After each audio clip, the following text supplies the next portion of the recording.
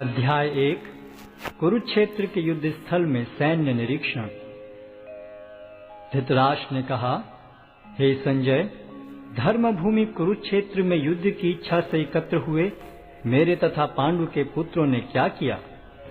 संजय ने कहा, हे राजन, पांडु पुत्रों द्वारा सेना की व्यूह रचना देखकर राजा दुर्योधन अपने गुरु के पास गया और उसने ये शब्द कहे, हे आचार्य, पांडु पुत्रों की विशाल सेना को देखें, जिसे आपके बुद्धिमान शिष्य द्रुपद के पुत्र ने इतने कौशल से व्यवस्थित किया है।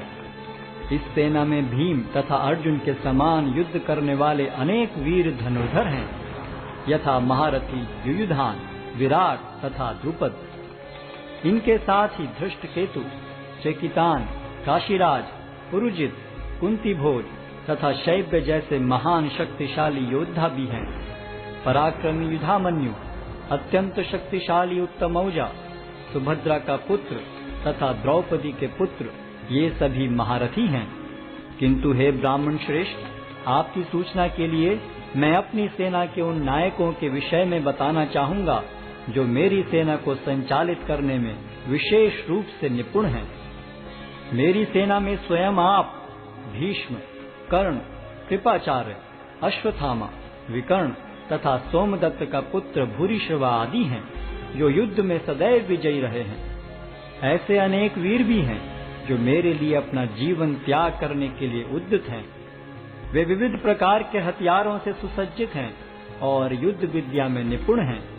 हमारी शक्ति अपरिमेय है और हम सब पितामह द्वारा भली भांति संरक्षित हैं, जबकि पांडवों की शक्ति भीम द्वारा भली भांति संरक्षित होकर भी सीमित है।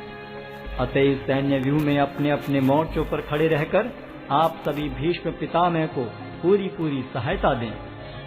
तब कुरुवंश के वयोवृद्ध परम प्रतापी एवं वृद्ध पितामह ने सिंह गर्जन की सी ध्वनि करने वाले अपने शंख को उच्च स्वर में बजाया, जिससे दुर्योधन को हर्ष हुआ।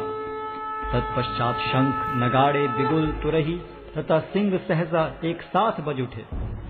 वह समवेत स्वर अत्यंत कोलाहलपूर्ण था। दूसरी ओर से श्वेत घोड़ों द्वारा खींचे जाने वाले विशाल रथ पर आसीन कृष्ण तथा अर्जुन ने अपने अपने दिव्य शंख बजाए। भगवान कृष्ण ने अपना पांचजन्य शंख बजाया, अर्जुन ने देवदत्त शंख तथा अति भौजी एवं अति मानवीय कार्य करने वाले भीम ने पौंड्र नामक भयंकर शंख बजाया। हे राजन, कुंती पुत्र राजा युधिष्ठिर ने अपना अनंत विजय नामक शंख बजाया तथा नकुल और सहदेव ने सुघोष एवं मणिपुष्पक शंख बजाए।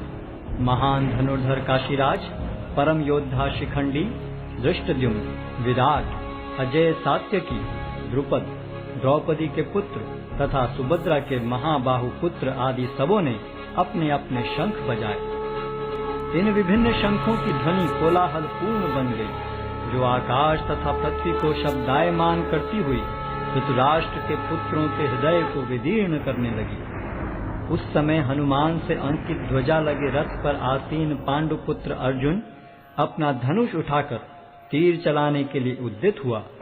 हे राजन, धृतराष्ट्र के पुत्रों को व्यूह में